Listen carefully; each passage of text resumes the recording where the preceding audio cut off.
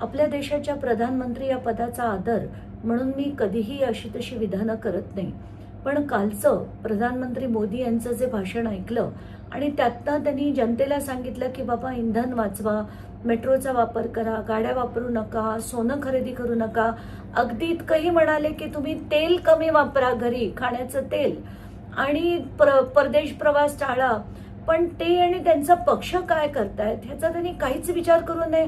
म्हणजे काल ते 3 ठिकाणी गेले, तेलंगणाला गेले, बेंगलोरला गेले आणि जामनगरला गेले.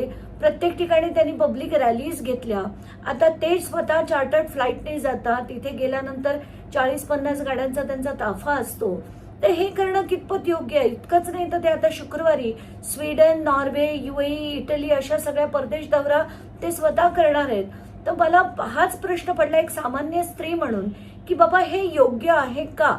प्रॅक्टिस व्हॉट यू प्रीच हे खरं असायला नको का? आणि जर त्यांना तसं करायचं असेल तर त्यांनी तसं स्वतः वागवून दाखवावं.